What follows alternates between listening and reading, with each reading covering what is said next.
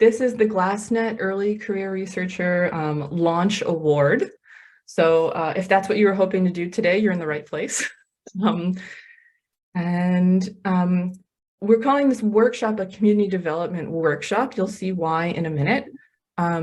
It's hosted by three of us in GLASSNET. I'm Danielle Grogan speaking right now, but you'll also hear from Justin Johnson and Jing Liu.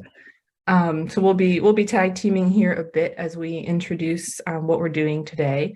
We'll start just by telling you about GLASSNET itself and what this is. And then we'll move on specifically to the award that we're talking about and what we'll do in today's workshop. We're hoping this will be somewhat casual. Please feel free to put questions in the chat or to raise your little Zoom hand and interrupt if you have questions at any time. We're hoping this can be quite interactive. And we'll be wrapping up today's workshop with a networking session where you'll have an opportunity to talk to each other and reintroduce yourselves and hopefully make some new connections. Okay, so first, we'll tell you what is GLASSNET. The title doesn't tell you what that means. So GLASSNET, the glass part of it, is our research agenda. It is the global to local analysis of system sustainability. And we're inspired by the Land and Water Sustainable Development Goals. I'm sure many of you are familiar with the UN Sustainable Development Goals. And so the GLASSNET research network is interested in research that addresses those goals across scales and across disciplines. And so the net part of GLASSNET, as you may have heard, is we're a research network. Specifically, we're what our funding agency, NSF, calls a network of networks, where we're aiming to bring together existing networks that are addressing parts of these sustainability goals. So for example, we have many of you from the FABLE Consortium or from GTAP or from ECMIP, so you're coming from these different networks, and our goal is to connect across these networks, to connect across disciplines, spatial scales, temporal scales, national boundaries, career stages, and science policy boundaries, all with the aim to accelerate research into sustainability solutions. So that's who we are. Welcome if you're new to GLASSNET. We hope that you will join us in more of our activities. We do a lot of different things. We do workshops like we're doing today. We also have trainings, conferences, journal special editions, and like today, travel exchange awards. We also gather together community research tools and data on our website at MyGeoHub. So there's a link there. And if you just Google GLASSNET, and I find either GLASSNET in Purdue or GLASSNET NSF will get you more directly to our website, but we hope you check us out. There's links and resources and publications and lots that you can learn there. And Justin, did you want to start here or Jing? Yes, that sounds good. Thank you, Danielle, and thank you for that great introduction. And welcome, everybody. I wanted to reflect very briefly. This is the third of the three ECR workshops, early career researcher workshops that we have. The first two ones were very excellent, I think, and they're focused on learning skills, which is obviously a very important part in the early stage of one's academic career. This workshop, however, switches it up a little bit. Instead of learning the skills on how to do work, it's actually, I guess, switching to doing that work.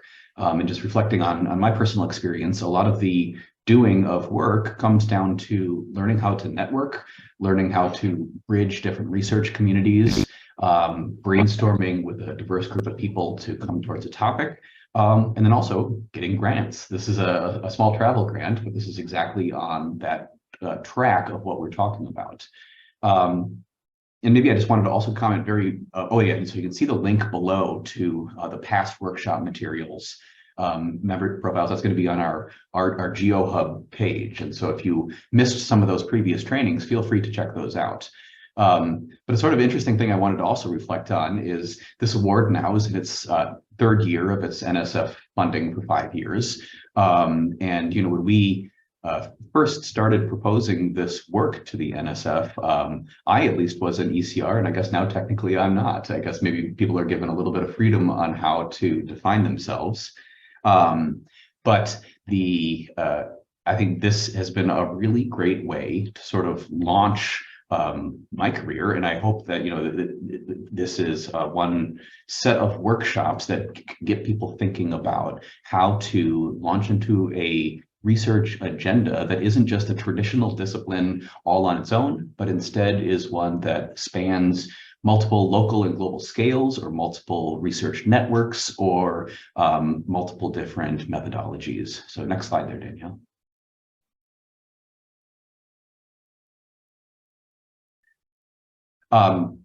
So our goal is, as I sort of alluded there, is to connect across disciplines, across spatial scales, temporal scales, national boundaries. Then you start to see, less methodologically, also career stages across the science policy frontier. These are many boundaries that we want to surpass. And why is this? It's because we want to accelerate sustainability solutions. I think by coming to this event, we all probably are on the same page, but we need solutions to some of our global challenges, and we need them fast. And so that's really trying, the goal of this is to try then to accelerate this type of connection. And so the goal then of this launch award is to accelerate that interdisciplinary type of sustainability research that achieves these goals.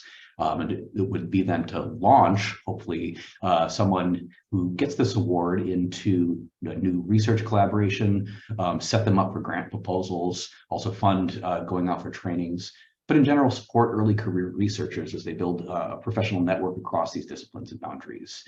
But also, we want to reward and elevate researchers who are taking the time to do interdisciplinary research. And so that's what this is. And so the goal for today is to encourage creative ideas for how best to build the world, award, not world. Now, next slide. Thank you, Danielle. And so just a few caveats before we start to collectively brainstorm how to make this award. There's a few limits. These are set by our funding agency, NSF. So some of these we cannot change.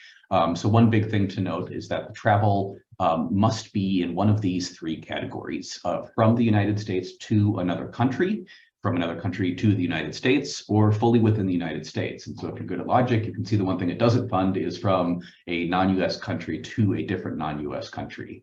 It can cover travel costs like planes, trains, bus tickets, whatever, meals, non-alcohol meals, parking, etc. And it can cover training costs. I expect details about this will come out in our discussions as we sort of jointly define what this award would be asking for. But we cannot fund salary or stipends, travel between non-US countries, or costs not related to research activities. And the funding limit is $6,000. We can try to help with visa issues, but we have no particular magic there. So we can't guarantee travel visas. And so the funding limit at $6,000, I just want to also emphasize that that is in addition to other types of support that one might get by being a part of the GLASSNET network. And so, we'll also do things like promote your research and feature you perhaps as a ECR researcher up and coming on all of our websites and communication channels. And this is all towards building the stronger network for the participants here. Next slide, I think it goes to Jing. Thank you, Justin and Danielle. I hope everyone now can have a good idea about what GLASSNET is about and what we're doing, and also about our ECR workshops in the past. And we do have some goals for today's workshop too. So because this is the launch award and it's totally centered around you, the potential candidates for this reward, and we want to hear from you about as an early career scholar, and what are the mainly challenges or obstacles you have been seeing when you're trying to do interdisciplinary research with sustainability. And we want to survey for those problems and challenges, and of course we're here to help. And we better to learn from you. How do you think GLASSNET, based on your understanding about our networking, how can we help to overcome those challenges? And of course, we want to spend the funding wisely. So we want to learn about from you what kind of activities we should fund to use the funding most efficiently and effectively. So in the past, we have been funding, for example, conference participation, and also in the previous workshop, we talked about how to get your proposal successfully funded and how to run and manage interdisciplinary research. So all these activities will be related to the GLASSNET activities. And then we want to know specifically for GLASSNET, how your research is related to our research domains and networking. So I think major difference of this funding from other fundings like to support individual research is we focus also on networking. So if you're representing a certain network, what can you see to bring your network to our existing GLASS network members, and why you pick us, and why we should support your ideas. So we want to see creative discussions from this workshop. Yep. Back to you, Danielle. Thank you. Let's see. So before we start doing the sort of work, the activity of brainstorming and talking about the award, we'd love to hear very brief introductions from everybody. I know many of you put yourselves into the chat, and that was great. But just so we get to hear each other speak. So we hope that when we go, one of the things we're going to do soon is go to breakout rooms. We'd love some discussion, so please speak up, and let's start that now. I'll give you a brief introduction to myself. I was already mentioned, I'm Danielle Grogan. I'm a hydrologist at the University of New Hampshire, and I'm really interested in the role of water resources in sustainable global food security. I started as an early career researcher when GLASSNET first started, and now I'd say, and my early career depends on your definition. And that's one of the things we've talked about is how do you define early career? What is it, a number of years past PhD? Is it your title? And that's open for discussion today as well. You know, we want to hear how you define early career and how this award helps people move forward when they're just starting out. And I would like to do what I've heard referred to as popcorning, where once you introduce yourself, you'd say the next person perhaps on your screen to introduce themselves, or somebody you feel comfortable saying, hey, why don't you go next? So can I ask Vartika to introduce yourself? Thank you, Danielle, and thank you everyone for the wonderful starting up of the workshop. I am Vartika Singh. I am currently a fourth-year PhD candidate at the Humboldt University of Berlin, and I have been working on sustainable agricultural intensification research for the past 12 years with IFPRI. And as part of my PhD, I'm also associated with PEAK, where alongside the FABLE Consortium, I'm looking at sustainable transformation pathways for India. My research areas are groundwater, but also dietary transitions, and looking at the implications of each of these on key environmental indicators. So that is something that I've been doing. And perhaps through the ECR grant, I look forward to developing more of my research ideas and looking at nexus between water, food, energy, and sustainable transformations in India, but also globally as well. So that is from my end. I can pass on the baton to Chandan, my fellow from FABLE Consortium here. Thank you. Thanks. Thank you, Vartika, and thank you, Danielle, for giving the brief background. I'm Chandan Jha. I'm a postdoctoral fellow here at Indian Institute of Management, Ahmedabad, also a guest researcher at PIC.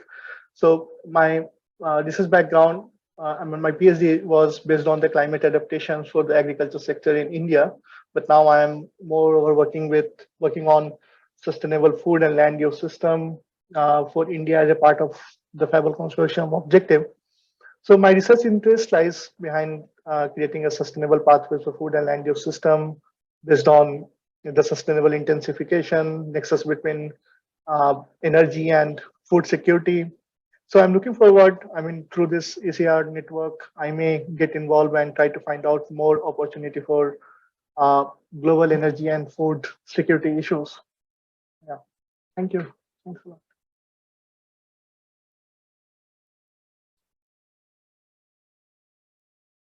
Maybe, You want to pick the next person, Chandan? yeah, I can. Ryan, maybe? Ryan McVeigh? Yeah, I'll put on video. I'm on the bus, so I'll jump this quick. I'm Ryan, University of Minnesota, first year in the Applied Economics Department. I have whole career ahead of me, so I haven't really made a decision on my career path, but I'm interested in natural disasters, kind of like behavioral change related to that, and then biodiversity loss in sustainable systems. Yeah, and I will send it to Libby.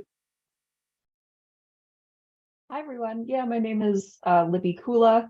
Along with Ryan, I'm at the University of Minnesota Applied Economics program. I'm a third-year PhD student. Let me see what else. Oh, and my research interests are on the intersection of ecosystem services and equity concerns, or the distribution of ecosystem services. And I'll pass it on to Michelle. Thanks so much, everyone, for having me here. This is really exciting. My name is Michelle Hein from the University of Minnesota. I am, by definition, an interdisciplinary PhD from the business school and then from the ag school. So my work really is focused as an organizational theorist on decision making, really around organizations and how they apply this work for nature forward change. So I'm really interested in global policy and trade. 2 years post PhD, I've been teaching for 5 years, but I really want to dig into the research. My other network is the Academy of Management. So really focused on organizational theory and strategy, but then how do we bridge that back to organizations, and how do organizations make these decisions? When do they make these decisions? Are they lasting decisions? How can we accelerate this change for nature-based? So it's been a great honor and a privilege to work at the University of Minnesota with a lab group. A lot of them are here, and thank you, Justin. And it's been fun to understand the other side of things. So really bridging business and policy is my focus for sustainability. Thank you again so much for having me here, and I'll pass it to Famara. How did I know that you were going to pick me? Hello, everyone. I am Famara Damfa. I am a research scientist here at the Institute on the Environment at the University of Minnesota. My research actually focuses on nature's interaction or intersection with climate, with biodiversity, sustainability, and community resilience. I have known about GLASSNET for a while, working with Justin, Steve, and others. So I'm excited to be here and network with all of you. Thank you very much. I will pass it on to Julie. Thank you. Hi, everyone. My name is Julie Bautista. I'm a domestic policy analyst at Bread for the World, based in Washington, D.C. We are an anti-hunger organization, and we lobby Congress for anti-hunger bills. I'm very interested in amplifying Indigenous traditional knowledge, especially as it relates to conservation and land management. So very excited to be here. Thank you all for inviting me. And I'm going to pass it on to, did Michelle go already? I don't think we've heard from Dr. Muchopa. Yeah, I'll pass it on to Dr.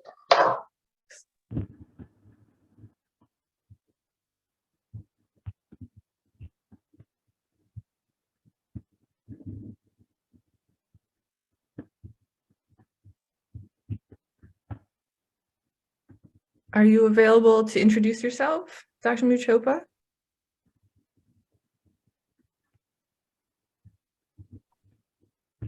Right. Well, perhaps if you are available, you can speak up in a little while.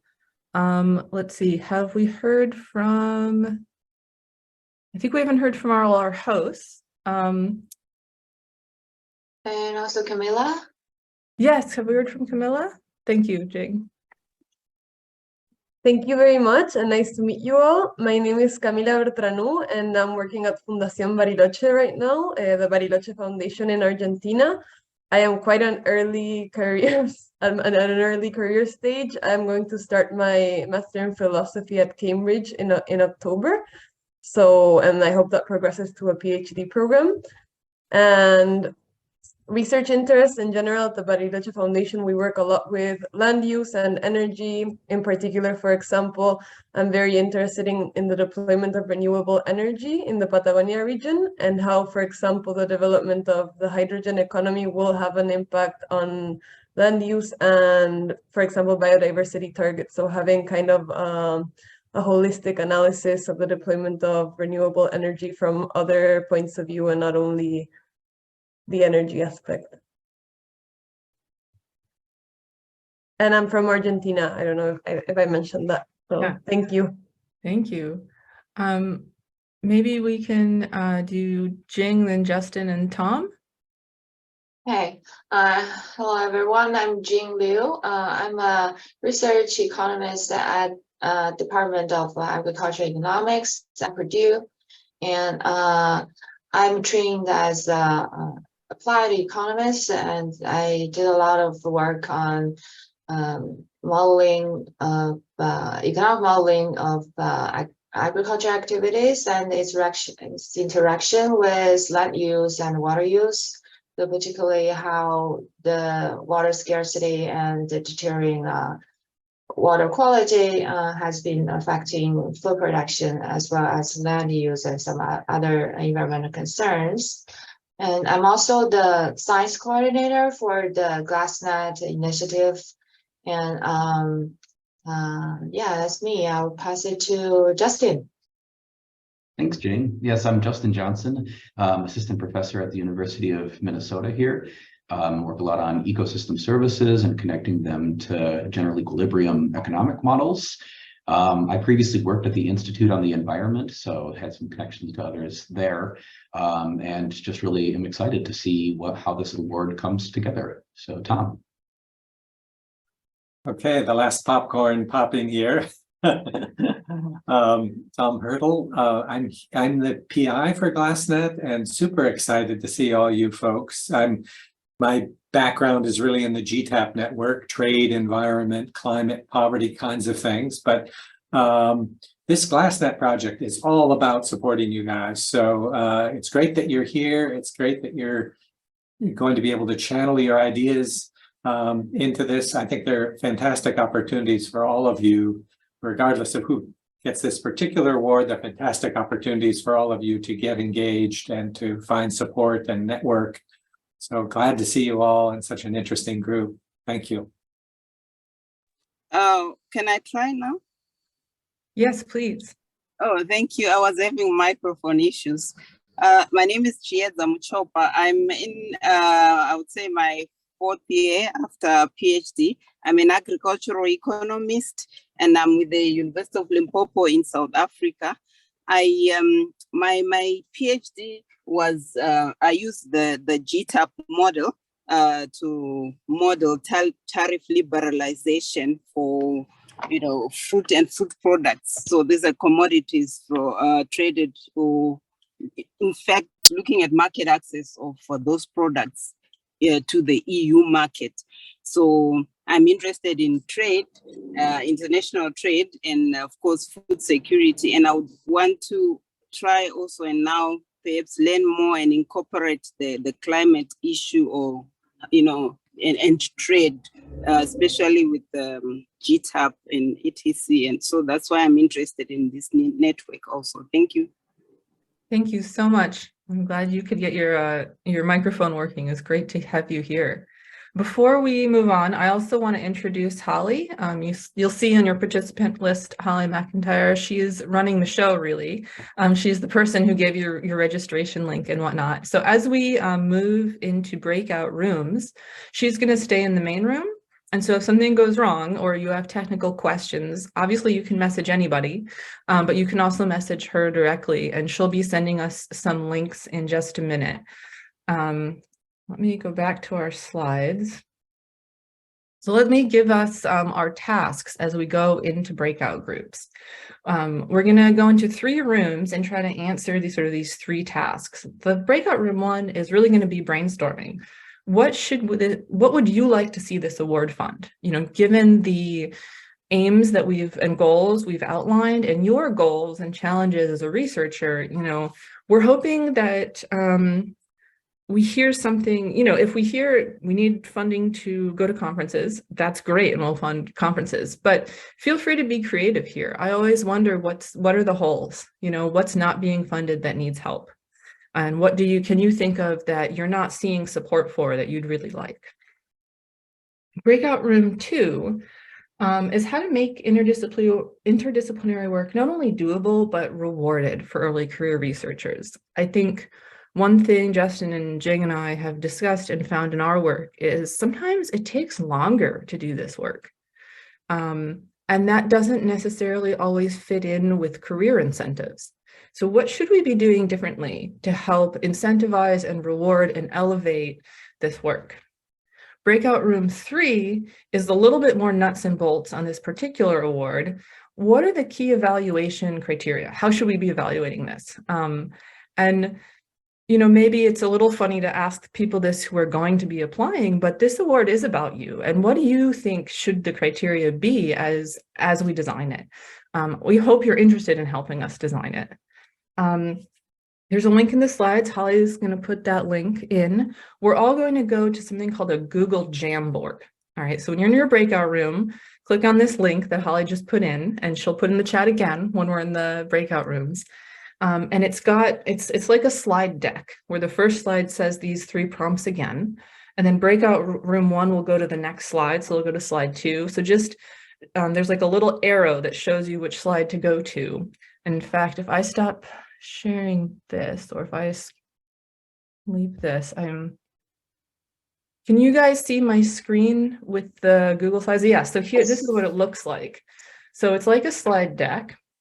And so if you're in breakout room 1, group 1, you'll go to this slide. And what we can do to brainstorm together is there's this little sticky note thing. You can choose to add a sticky note and type, you know, your idea, and it gets put in here, and then we can move them. So one thing you can do that I've seen be effective is everyone throws their ideas on, and then someone can group them. You can put them in different spaces. You can draw circles around them. Oop, that didn't stick. Ah, there we go. There's things you can do to play with here. You can highlight and write. So please feel free to be creative and use this to collaborate. I'd like to delete this. There we go. You can just write with regular text. So we're hoping to use this to collaboratively answer these prompts. And when you get to your breakout room, there will be one each of Jing, Justin, and I in each room to help keep things moving. But we'd like someone in each room to volunteer to be the report out when we come back to the main group and say, you know, what did we conclude? What did we disagree on? What were the key messages from our group? And as Holly has usually put in the chat, we're going to be in these breakout rooms for 20 minutes. So that should be enough time, hopefully, for a good brainstorming session and for a few minutes for, you know, a little bit of conclusion at the end within each room to say, hey, we're gonna, you know, this is what we'll report out from. Before we move to these breakout rooms, are there any questions? And I'll stop sharing my screen so that you all can pull this up on your screen. Famara? Yeah, so I think from the slides that Justin presented, on this breakout room number 1, there are things that can and cannot be funded. Mm-hmm. Should we know those before we bring those back? I don't remember all of them on top of my head, but there are certain things that a project cannot go beyond. Yeah, so if those come up, whoever's hosting your breakout room will mention that. But I will also say, you know, this part of GLASSNET is trying to support a community. And so if there's something really important that doesn't necessarily fit in this award, but you want us to hear it, put it there anyway, because GLASSNET will continue and we need to design it to support the people who are here. We still want to hear the ideas, even if they don't fit exactly this award. Sounds great. Thank you. Any other questions before we get put into some breakout rooms? All right, Holly, I'm going to turn it over to you to move us, okay? Okay, so thank you guys for your brainstorming and your work in the breakouts. We'll go through and have our summary reports from breakout group 1. Camilla volunteered to be our reporter. So go ahead, Camilla.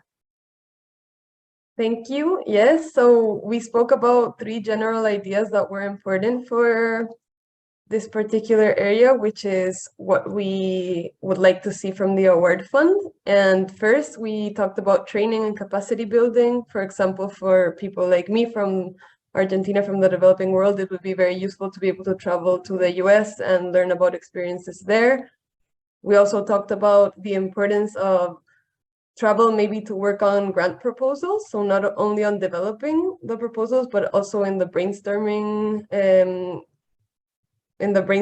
efforts where we're designing the projects, because especially when you're working for the first time, it's very useful to be there with a person or with a team, and to actually be able to be one-on-one. Although Zoom is always very useful, it is quite different to work face-to-face. And in the last idea we discussed was maybe incorporating brown bag seminars to present developing research and get feedback, and not only focus on conferences, because this is more informal, and also conferences are very focused on presenting papers, and sometimes when you're developing research proposals, it would be useful to have more of an informal setting to be able to get feedback at an early stage in research. So these 3 ideas were the ones we discussed. And we also talked a little bit about how to define, and which maybe is not about the question, but worth mentioning, that early career should be maybe defined as a certain years from your PhD, or maybe if you're applying to a PhD program like I am, and it should not be defined by how old you are or something like this, but more about how you define when your early career is starting. So that's what we discussed. Thank you. Before we move on to breakout group 2, was there any questions or follow-up from others who weren't in this group? We have in the chat, Ryan says he would second an internal closed network brown bag seminar series for network members to get feedback on ideas. Thank you. Yeah, so ECR need opportunities to get feedback. Oh, and we got a thumbs up reaction to that one too. I didn't even know that was a thing in Zoom. Cool. Thank you. All right, should we move to breakout group 2?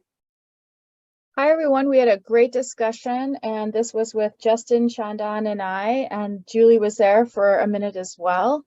And we have a number of different ideas, and let me just see, my screen just went a little nuts here. So let me bring it back. Okay. We had a couple of big bucket areas, and so we're talking about how we can help make interdisciplinary work doable and rewarded for career advancement at the early stage. So as far as funding goes, funding came up quite a few different times, thinking about how do we fund other types of training, either software training or find research support that can help, like semester-long research assistantship training. How do we find ancillary data? For me, working interdisciplinary, and for others, I know that it's important to bring in other data sets. So can this work support the GLASSNET research agenda, but also support funding for ancillary data that we would need to apply to different type of journals?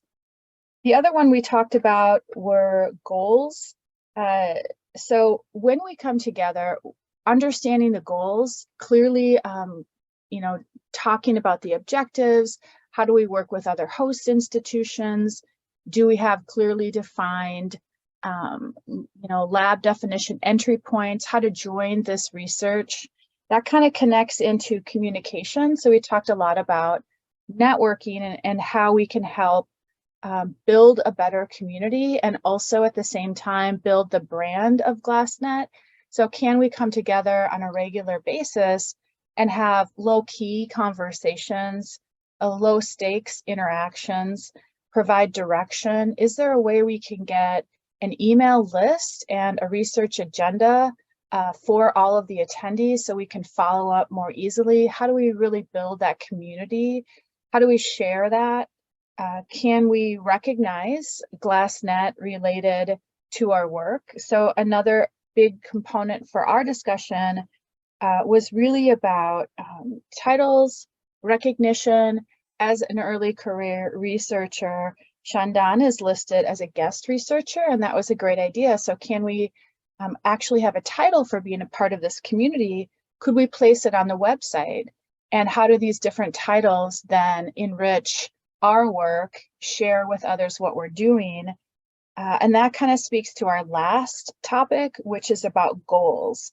And so thinking about, is there an annual report that usually comes out from this work overall? How do we show impact? And so is there a website that shows impact about this work? Maybe it connects to the number of different interdisciplinary researchers, or the different countries, or the different types of work kind of on aggregate. And that would also link back to boost really our engagement in this as an early career researcher. So yeah, it was a great conversation. Thank you so much.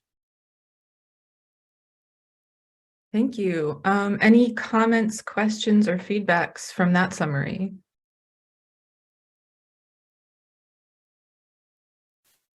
Well, just my reaction was in particular your comment about both the titles. We should have a name for this, and I think we thought about that with this travel funding award. Is the person will be the launch award. I guess recipient, fellow. We can think about what that title should be. But I also like hearing about some of these other ideas. For example, how we come together and communicate, and maybe bringing the profiles of everyone who's here onto our website and making it easier for you to see each other's work and connect with each other. Tom. Fun to see you guys at work. Really exciting. Here's an idea. There is, out of this, our first GLASSNET meeting, we had information scientist from libraries and a professor here at Purdue who was sitting in on the GLASSNET meeting, and he saw this network. He saw all these connections, and he sent, a couple of weeks later, he sent me a map of our network in which he had used some software to identify keywords and things that people had done, co-authors. So there were two networks, one showing who was connected to who, and the strength of the connection. And then he showed, based on keywords, what people were working on. And we were all talking, for example, about equity, but equity was sitting out here not really connected to the other things. It showed where there were gaps and where there were concentrations. I'm sure that he would be happy to build such a map for the early career researchers if you wished. And I was just raising my hand to both second that and even say that perhaps what this could be is that, we mentioned that it would be nice to have a listing of who are the GLASSNET researchers. And in there, everybody would perhaps write, a paragraph. And then it would be from that paragraph that we could extract the key words that would define the exact network itself. Just, I know that would be the sort of input that would create the network graph. But what would be useful about this, and I think the important point here, is that the previous network graph was based on, participation that was and citations and things like this, or I guess maybe was really focused on established connections, but ECR people may be underrepresented in that sampling approach. And so this would be more opt-in, self-created, where you get to choose your statement and not necessarily rely on past achievements, which are biased towards establishment. Long story short, we could then create either an augmented network that has both types together, or say, here is our established network, here is our ECR network that has emerged. That's a great idea. And another thought to add on to that, in terms of, for me, thinking about this award and connecting people, I think it would also be great, whether it's in that paragraph or some other way, to identify yourself as someone who's either looking to connect with a particular research topic, a particular type of expertise, you're looking for a greater connection to a particular geographic area or something like, or a research institute, but also if you're on the other side, if you're like, hey, we can host. It was really great to have a meeting with people at IFPRI the other day. Vertica, you were there, and to have someone say, hey, we could host. We're in these places, we're doing these things, and we'd love to have someone come to us to learn. That's just as valuable, because that helps us connect both sides of, of this training and travel award.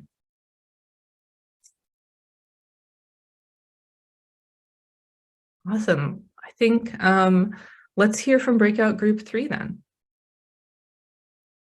Yeah, hi everyone. If it's okay, actually, maybe I'll, if we're all still on the screen, I was going to share it, but yeah, I kind of split up the things we talked about in terms of kind of what we think should be funded, and kind of how we think the funding would be used, and then kind of talking about who is funded through this award.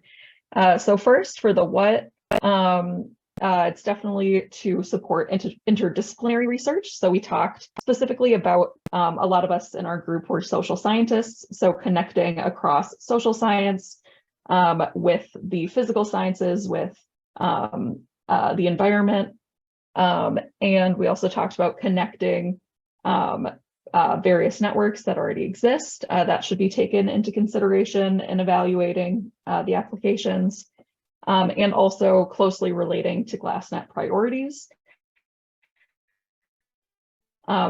Maybe also GLASSNET, kind of those gaps like Tom was talking about could be important also. And as for how we plan, or how we think the funding would be used, we think a work plan template would be really helpful for people kind of filling out the application. And also the funding would be used to project or to present the work a year afterwards. But most of our discussion focused on kind of these questions of who. So we talked about the fact that a lot of early career researchers won't have very buffed up CVs. So then we need other ways to really evaluate people's proposals. So I think we talked about like splitting it up so the project seems very actionable. The most kind of plausible project should be funded. We also talked about a lot about kind of the differences between people at various stages of early career researcher. So we talked about possibly subgrouping applications into graduate students, postdocs, and then research assistants, associate professors for fairness. And we talked about maybe even implementing some sort of weighting structure based on what stage you are in the ECR kind of pipeline. We talked about, more just about the funding opportunities for grad students and researchers. And then also as for kind of diversity, encouraging developing country participants to build their capacity. So some of these global to local connections. Thank you. Yeah, that was great. Any follow-on comments or questions from breakout group 3 from their summary? Maybe just the strategic question is, I totally agree that, one of those things that should be weighted in the decision is, stage within the ECR pipeline, as you say. Although I'm not quite sure what that curve would look like. Is it the earliest possible? So if we had a middle schooler that really wanted to, I'm kind of joking. But what's the optimal stage for this? Is it like, maybe right after one has finished PhD courses and is deciding to research? That's kind of the inflection point. I'm curious thoughts on that. Yeah, no, and we also talked about, obviously this doesn't come into play for this year, but for future years, perhaps this whole group yeah, it doesn't make as much sense to all be in the same kind of pool for the award. So if it were possible to have, yeah, kind of the different stages as separate awards. Amara? Yeah, I think this is just the beginning, trying to pilot this idea and kind of see how it works. But I think we were also thinking about subgrouping because we were anticipating that maybe there are multiple awards. So depending on how this rolls out, the team can think about having more than one award per year to encourage more of this, if it goes successful. That's a good suggestion. Thank you. Because I had the same thought, I think that Justin had, like, yeah, it's a really different, depending on what stage you are, things are going to be different. And I guess my reaction is perhaps the criteria won't be so much weighting based on the stage, but have you proposed something that fits the stage you're in? You know, have you proposed something that's really great if you're at the PhD level, and that's going to be different than something that's really useful to you if you're at the assistant professor level. And so it might more be fit for stage. Now how exactly we figure that out sounds challenging, but it's a really good point you guys have brought up, so thank you.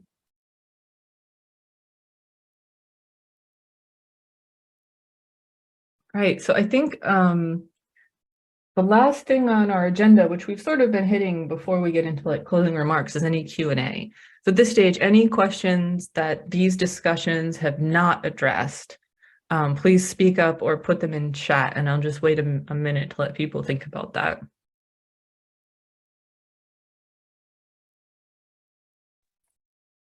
Mine is not really a question, but perhaps something that didn't come out, or maybe it came out while I was having microphone issues. So could the funding also, maybe I give a specific example, come with it will enable you to acquire, certain resources, and I'm thinking of, say, a database, like. We can take it for granted. For example, I was saying I was using the GTAP database. Those that have used it would know that you have the static one and then you have the dynamic one. And if you're coming from the developing world, it's quite a cost to even acquire those, database. So if you could find the funding, that will help you, or if it comes with that you will have access to, certain databases that are not free databases like those ones. Thanks. That's an excellent question. It's one we had talked about. Tom, yeah, Tom, do you know what our limits are on that in GLASSNet? I think that's a great question. It seems to me if there was a GLASSNet endorsed project, maybe we would have a justification for providing some things, some additional support in the form of data and software and so on. I'll bet we could find a solution there. So that's a great question. Yeah, and I would sort of reiterate that on anything where you're not sure like that, like, oh, could I purchase a data set? I'd say put it in the proposal, or even before the stage of submitting the proposal, contact us. Tell us what you need and why, and how it fits with these GLASSNet ideas. It's really important for us to hear what's needed. And as Tom says, we may be able to find solutions, whether it's this particular award or something different. Famara? Yeah, just thinking loud about the process for becoming a GLASSNet member as a network. And also what approach is GLASSNet using or doing to promote diversity among its network members. Particularly, these kind of networks are not very strong or not very common in some of the many developing countries. Like, are we doing anything to build networks that may have similar objectives with GLASSNet, especially in developing countries? And if there is a process that can allow that. That's a fantastic question. Tom, I'm going to let you answer that first if you have any answers, and then I'll give my comments. Sure, yeah. Great question, Famara. And So first of all, to become part of the GLASSNET network of networks, there is a formal process. We want to make sure it is a network and that its goals map to our goals. And, so like early career support, that's a key goal. That's fairly straightforward. Another avenue is, given that there are a dozen networks, to find a connection with one of these existing networks. So just to give you an example, for Sub-Saharan Africa, which Famara, I know you're a region you have a keen interest in. When GTAP started, there was no one from Sub-Saharan Africa involved, and now there are more than 2,000 people profiled on the website from Sub-Saharan Africa. So it's been a great success. Some of that's been fueled through connecting to other networks. Some's just holding courses there, conferences, or getting people involved. So one way to get involved is through one of these existing networks, and then saying, well, I'm not just interested in economics, I want to connect to other dimensions. So that's another way to go. But I like this idea of, seeding new networks where you see a need and a gap. I think that's something we haven't thought about, but I love that idea, Famara. So please put on your thinking cap and make a proposal. Yeah, to follow on, that's a fantastic question. I'm really glad you asked it. So this idea that GLASSNET must be a collection of existing networks, this was sort of what came down to us from our funding agency. NSF says we want to build this, right? We want to build connections between networks. And so that's what we did, since that was our mandate. But I think you're pointing out a really important gap, which is that some places don't have strong networks already, or at least not ones that might know to connect up to this sort of thing. And actually, we have been hearing from the NSF program managers in this program that they're thinking about what will the next iteration of their program that funds these networks look like. They're asking us for input. And in particular, actually, they are asking about input from people who are wanting to work more and build better connections with both developing nations and specifically with places in Africa. And so I think if it's all right with you, I will send this comment up the chain and say, well, have you thought about places where there aren't networks? So, can we do better, do a better job connecting with individuals, with universities, with institutions that might not identify as networks, but would be the seed for those networks. I love this idea. And if it's all right, I'll as I said, I'll pass it on. Yeah, just I think it is definitely passed on. I was on the NSF ExcelNet panel, the recent round of applications, and these ideas came out. Again, how do we build strong networks in places where these networks are not very vibrant as they are in other places? So definitely, let's move it forward. I'm really curious, did you find in the discussion there that people had good ideas for how to do this? And are there things we should be considering that GLASSNET hasn't done yet? Yes. So the network of networks, ExcelNet, the same issues came out. There was a very strong proposal that actually, one of the weaknesses of this proposal was that I'm not going to mention the topic because some of you may know, but the fact of the matter was that this proposal lacked a network in a strategic location of the globe that is useful for meeting its objectives or its goals. And their argument was that, but there are no existing networks in these places, right? So that goes to the point of thinking about how do we support building or strengthening networks. And I think their interest is there, and perhaps if there's a little bit of funding, folks from these regions would be interested in coming together to be part of these global networks. So yeah, I think the ExcelNet program has been, advised to think about that as well from that panel, but we'll see. Thank you.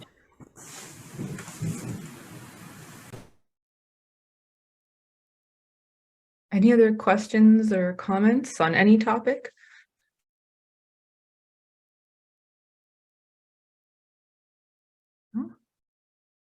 All right. So I don't think I have to go back to sharing my screen. Our closing remarks basically are, you will receive an email from us. We said we'll put together the final proposal call based on all of this input that you guys have so generously given us by April 15th.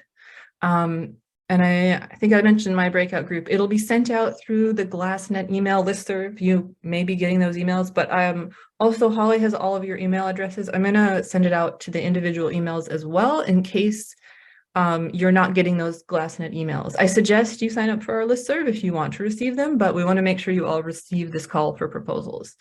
The actual proposal will be due May 30th, but I do encourage, if you have questions and ideas ahead of that date, to get in touch with us. Holly, would you there's the general GLASSNET email address. If you could pop that in chat, that'd be great. So everybody has it and can email us their questions. But also, I think most people here are early career researchers, but if you're not, or if you want to talk to the heads of your labs and your institutes, you can encourage them, if they see somebody they think should be participating in GLASSNET or in these early career researcher groups or in these proposals for this award, you can encourage them to sort of encourage that person to join as we're building our network. And again, you can express your interest in hosting an awardee as well. Even if you're an early career researcher, if you're like, hey, I don't want to travel, but I would host somebody, let us know that too. I think an early career researcher hosting another early career researcher would be very cool, right? If you guys want to make the connection and build your career together, build your collaboration, that would be fantastic. So the remainder of our time is meant for networking. I have to say, and Jing and Justin, will you jump in on this? I think our remaining group might be small enough that we don't need to go to breakout groups. What do you guys think? I agree with that. Yeah, that's okay. All right, so the remainder of our time is to get to know each other if you wish to stay. If you're like, I'm done, I gotta go do some other things, you're welcome to drop off at this point.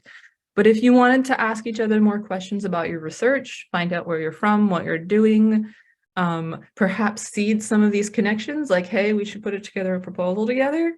I'm not sure how best to facilitate that. I'm wondering, actually, I'm gonna just do this off the cuff for a second, but there is an empty frame in our Jamboard. If you want to go there and put in something like, hey, I'm looking for this connection, I want to go here, or I want to connect to this research area, please help, or I would love to host somebody doing this, and you don't want to speak up or put it in chat, why don't you populate the Jamboard? And I'll do the same, and we can all maybe get to know each other a little bit with that tool. And if you can't access the Jamboard, go ahead and put it in chat or just speak up. Let me see if I can share this. I saw Namara's hands are up. Do you have a question? Oh, thank you so much. No, my hand was my question was answered, but I appreciate that. Okay. And Famar, your hand is up. Yeah, I'm just asking if we're gonna have access to each other's email contacts. This way we can follow up as well bilaterally. I might have to drop off now, but I would like to follow up with folks that I don't know. Yeah, so I guess in interest of letting everyone choose to opt in, maybe either raise your hand or put on the Jamboard either your email or like saying, I'm okay to share my email and this is who I am, so we know. I don't want to share people's email if they don't want it to be shared. But if you do want it to be shared, here we go. Michelle has shared hers. Thank you. Let's see. Or email GLASSNET in the general mailbox, so Holly can forward to individual person if the question is specific. Yeah, that was my one comment too before I drop off at 9:30 is I'd love to follow up individually because I don't have a good sense really of what a few other people are doing, and I'd love to have a deeper conversation with a few of the other people that I've just met today. So thank you for that. Yeah, I think pop your emails on the Jamboards, pop those comments in the Jamboards, and maybe we'll start a group here where we can connect with each other and perhaps facilitate some follow-ups as well. That'd be great. Thank you guys all so much for participating and interacting. It's